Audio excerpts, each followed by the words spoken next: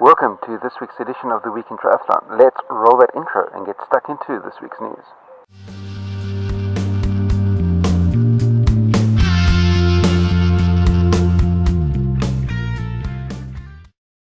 Like and subscribe for more. Well, there seems to be a complete and severe drought in the official news from all the major triathlon brands. There's no news postings from the ITU, Ironman, Challenge, or for that matter, the Super League in the last 12 days. However, I've been digging around the internet and come up with at least more than a couple of interesting news items for you.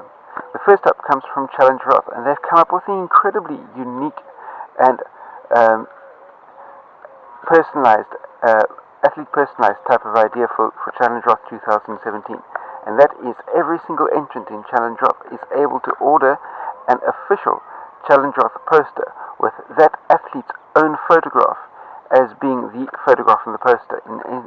So instead of ordering yourself a poster with one or another elite athlete's photograph on the poster, you can have your own Challenge Roth poster with your own photograph on it, customized, personalized, just for you.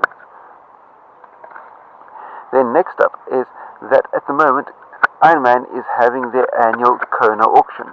In other words, if you've got deep enough pockets but lack the ability to be able to qualify for Kona in any other manner, you can now buy yourself a slot into the Ironman Kona race this year. That is for every Saturday for the next couple of weeks until the 6th of May. An auction will be closing for one Kona slot on each week.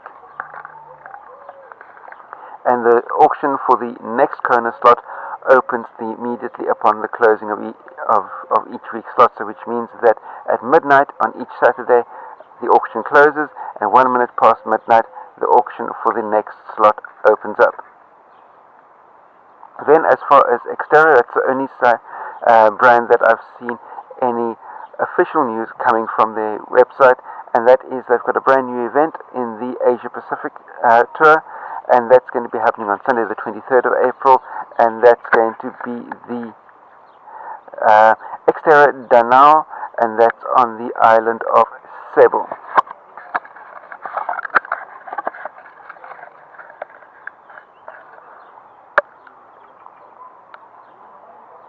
If you've been following social media of late, you'll notice that it is clear that many age groupers don't realize that their therapies for medical conditions require a therapeutic use exemption form as far as the World Anti-Doping Association is concerned.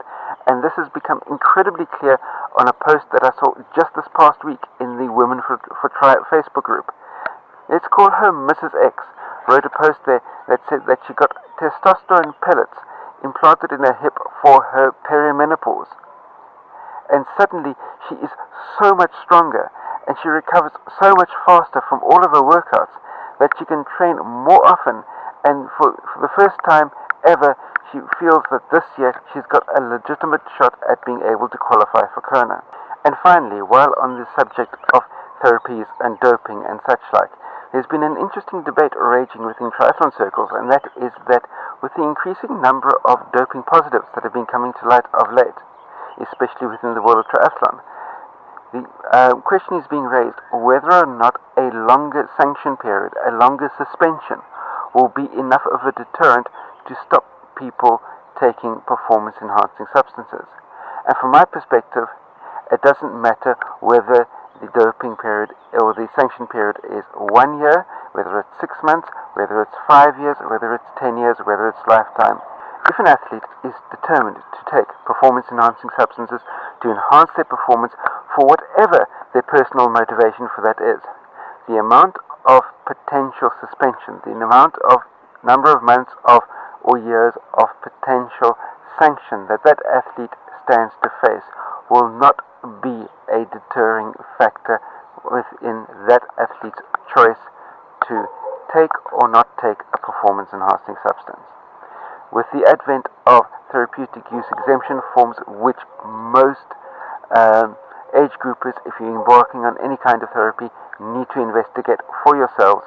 With the advent of therapeutic use exemption forms, the possibilities of testing positive for a banned substance have reduced a hell of a lot.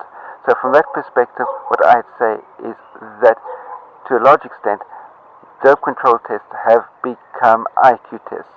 The top sporting federations of the world are not doing carbon isotope ratio testosterone testing, which would be able to pick up anything that you may have taken over the course of the last 6 months. They're just using much simpler and albeit cheaper tests, which are way easier to dodge. So from my perspective, will a longer sanction period hinder the use of performance enhancing drugs within our sport or any other sport? Personally, I don't think it will make one difference whatsoever. And that's where I'm going to leave it for this week. Feel free to post your comments, questions, criticisms in the comment section down below. Don't forget to click the like button. Share this out amongst your friends. If you're new to my channel, hit the subscribe button that's down there as well. And last but by no means least, until the two of us meet again, stay carved up for the win. I'll see you next time. Cheers. CoachEdu.net